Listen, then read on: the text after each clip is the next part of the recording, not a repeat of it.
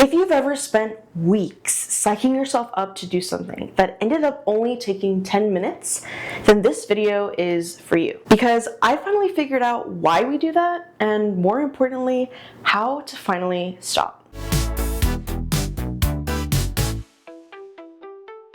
When I filmed my first YouTube video, I was so terrified and anxious and scared just to stand in front of the camera and hit record.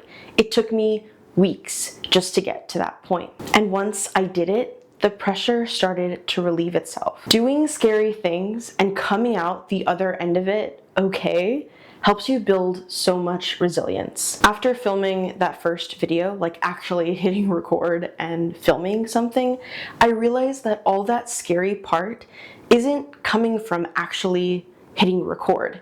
It's coming from all the anticipation leading up to it. And all that time I spent not filming, that was scarier than actually just filming it. The waiting, the building anxiety, the what if, that was the real weight of it. The action itself, that was actually relief. And here's the thing, once I did it once, doing it again and again got so much easier. The pressure had relieved itself. The anticipation and all of that stress and anxiety leading up to this moment that I built up so much in my head wasn't actually that hard doing it once I was there. And doing it builded so much resilience. I had proven to myself that I could do scary things and come out the other end of it alive. And that's resilience. Not being fearless, but doing the scary thing and coming out the other end of it okay, and honestly stronger for it. But here's the thing I keep coming back to. If doing the scary thing isn't the hardest part, then why do we wait? Why do we keep ourselves in that anticipation phase when actually doing it would relieve all the pressure? Well, I think I figured it out, and it actually has to do with physics. Okay, so stay with me here. This actually made me think of Newton's Cradle. You might remember it from your physics class. The potential energy from the lifted ball turns into kinetic energy at the bottom, which is transferred through the chain. When you lift the ball and hold it there, you're creating all this potential energy. Stored energy that could move, but isn't yet. And the longer you hold it, the more you feel the weight of it. Not because the ball got heavier, but because you're tired of carrying it. But the second you let go, all that potential energy turns into kinetic energy, energy in motion. And suddenly the system is moving and momentum takes over. So how does this relate to anything? Well, those 2 weeks that I spent in anticipation, not recording that first video, that was me holding the ball at the top. Maximum potential energy, maximum tension. All that anxiety, all that what if was concentrated in that moment, just waiting for me to let go. Hitting record, that was me finally letting go. Potential became kinetic, stored became active, and that helped to create the momentum to keep going. Okay, so how does this actually map to new beginning? The hard part, the potential energy phase. That's lifting the ball. All that prep work, decision-making, planning, gathering courage, holding it at the top, that's that moment right before you start. All the anticipation, maximum fear, maximum what if. You're standing at the edge. The tension, you're carrying all this built up energy and you haven't been able to release it yet. It's exhausting because you're holding in everything in suspension. The release, the kinetic energy phase, letting go, that's actually starting to take the first step, committing to it. The transfer. Once you start, all that energy starts moving through your life. The momentum, after that initial push, things start moving with less resistance. So if letting go is the easy part, why do we feel so incredibly stuck? Holding the ball, building all this potential energy, but not letting go. Well, because we're human.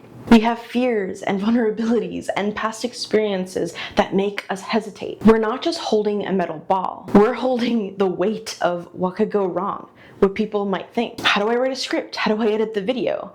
Do I tell people I'm doing this? Do I not tell people I'm doing this? Every single step feels loaded. Because here's the truth. The fear doesn't go away before you start. but you can figure out which steps are more manageable right now. Okay, so I started doing this thing that I'm calling the fear scale, and it's helped me make that lift portion a bit more manageable. You can start small. You don't have to go straight in to the hardest thing. With this numbering system, I write it down, everything.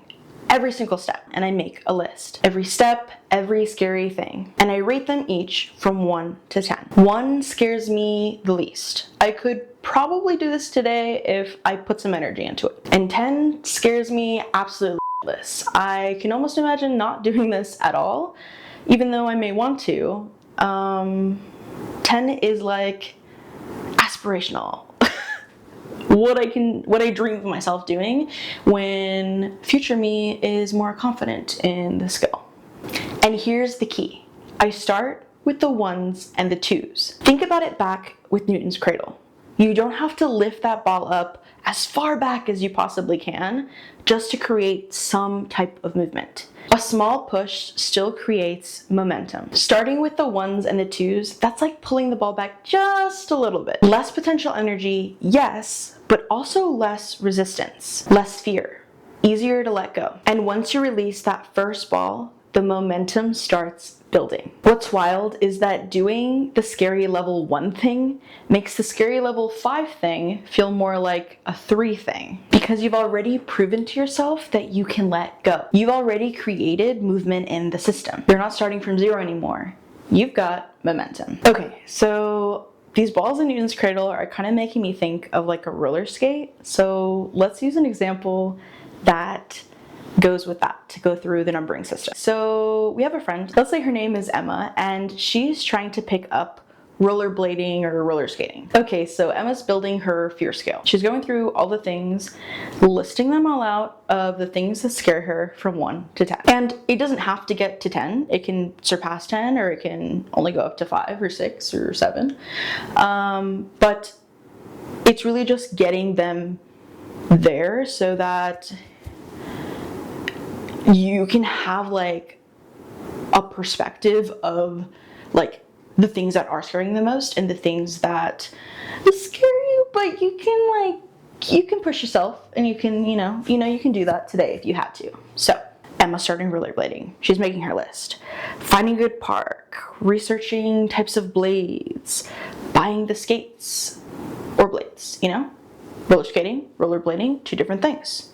Which one does she want to do? Inspirational videos, watching inspirational videos, trying the rollerblades on, getting protective gear, just getting everything down on a piece of paper. It doesn't have to be numbered yet. Now Emma's actually going through the list and figuring out which things scare her the most or not as much. So first thing, easiest thing, she could do this today, and that's watching inspirational videos. She's probably already doing this, to be honest, just looking on her phone. That's how she got inspired to wanting to start roller skating. So watch some videos, read some articles, that kind of stuff. Very easy, can do. Number 2, research the type of blades, getting a little bit more work, okay? 3, buying the skates and blades. 4, getting protective gear. 5, finding a good park. 6, trying the rollerblades on. Or trying the rollerblades, like actually going and rollerblading. So it builds up like with the more things. Sometimes you could do other things before others, and sometimes it has kind of like a natural order to it. And you can start with the 1s and 2s. These are numbered 1 through 6. They can be, each one can have its own number depending on how many things you have to do for it. With my list, there was like a lot of 1s and a lot of 2s. Like my list was types of videos that I wanted to make, but there were a lot of them that either in the method of recording them or, like having to be maybe recording out in public to do it, like that's a little more nerve-wracking than just being in the comfort of my home where no one can hear me. Okay, I know what you're thinking. Sometimes even the 1s feel too difficult to start. That's where journaling comes in. I found that the problem isn't the ball itself, but not fully understanding the weight of what we're holding. Emotions play such a big role in the anticipation and execution with new beginnings, but they can actually be harnessed to help propel you forward. Before we can actually let go of something, we need to know why we're gripping onto it so tight in the first place. I'm a really big proponent of journaling, whether you're writing your ideas out or vocalizing them in a voice memo. Getting them out there can help you realize why it's so scary for you to get these things started. Here are some journaling prompts that I've used to help you realize why what you're starting is terrifying you so much.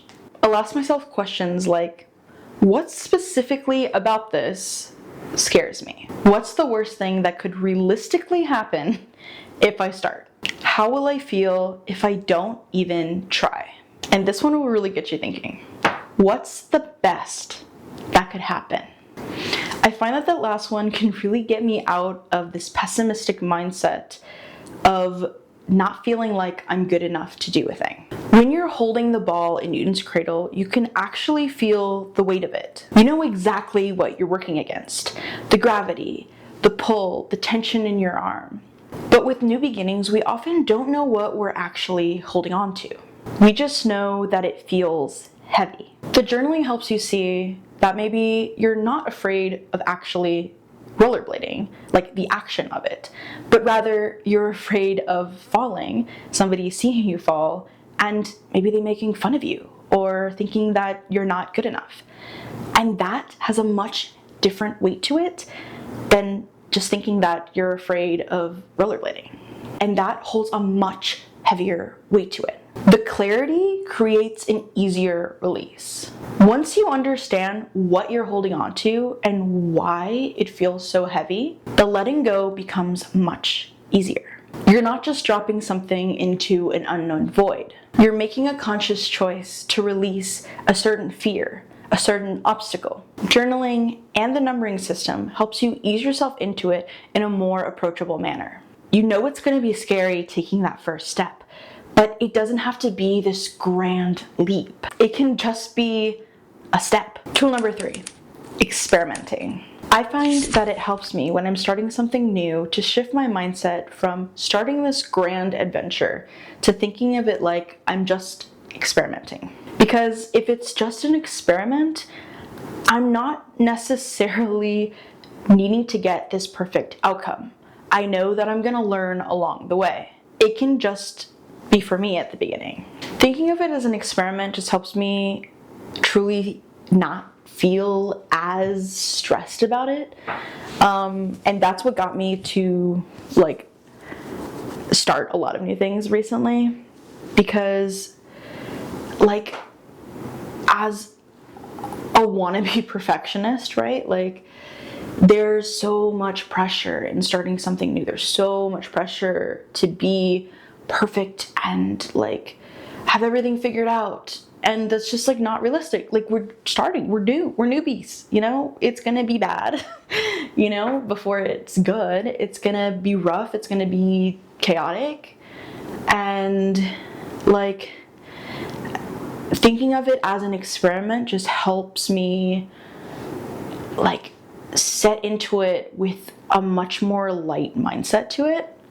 Because like with my first video, I recorded it not even like thinking that, oh, I'm gonna post this. I was just like, I wrote the outline, I'm gonna hit record, I'm gonna start talking in front of the camera and trying to get used to that and see how that goes. Like even this part of the video right now, like I had it written out of like exactly how I wanted to do it and I didn't. And like I'm just talking off the cuff now. I'm just experimenting. I haven't done this before. And it's probably gonna make it into the video. So when I hit record and I was experimenting with that first video, like I started out by putting the camera on the tripod, testing out some different angles, like just doing a microphone test, like blab at the camera about what I did that day, just say anything and try and build that comfort. And I think there's a lot of ways to implement that in other things, like with Emma and her rollerblades. Maybe she bought her rollerblades and then, she didn't go to the park first. She probably experimented in her own neighborhood and saw what that was like. Like, it doesn't have to be the first thing as like the grand leap, like I was saying before. This makes me think of how we are as adults. Like, when we're adults, we're not really experimenting that much. We get caught up in the routines of our day-to-day life. And we find ourselves going to new places less or meeting new people less. And we're just, like around our family or our colleagues. And we're not getting outside of that as much. At least not as much as maybe we did when we were kids and trying different things or sports or, like going to different playgrounds and just like meeting new people. Like, we're not just trying new things as often, and when we're not doing it as often, it can feel a bit foreign to us. Think about when we were babies. We were constantly experimenting. And I'm just reading off of here because my battery is about to die and I'm nervous and I can't do several more takes, so cheers to just doing something new. The first year of your life is when you're developing the most and when you're learning so much. And when you're taking it in and learning the world around you, babies put everything in their mouths, right? Like, they're grabbing things and they're like, what does this feel like? What does this taste like? What is this control remote that my parents are always grabbing and pointing it at the big rectangle? Like, you're constantly experimenting, learning something new. Like, the first year of our lives is when we are growing so much with our mind, with like the knowledge of the world. And as babies or as kids, we're constantly doing that, and not as much as in adulthood.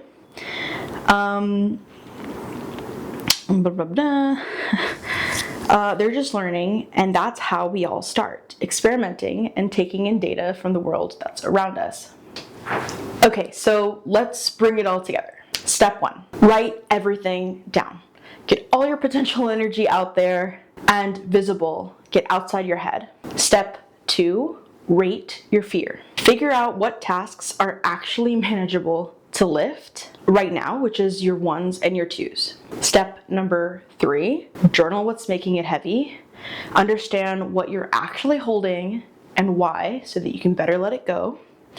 Step 4, experiment. Start with your lowest fear item, let that momentum begin, and keep going. And just like keep the system moving. Notice how one action creates ripples and how momentum builds, and how those 5s or 6s or maybe 10s start feeling like 3s or 2s, maybe even 1s. And it gets easier. Like, the first thing is the hardest thing. It gets easier from there, proving to yourself that you can show up, that you can do it, that you can do hard things, and you're coming out the other end of it, you survived it. It gets easier. And with these tools, you can help ease into that a bit easier than just plunging into the ice cold pool right away. Doing it is easier than all that anticipation and all that waiting and all the momentum that builds with small releases. So pick your number 1, journal why it matters, experiment, and let go. I hope you can create with intention and grow with curiosity, and I hope to see you in the next video.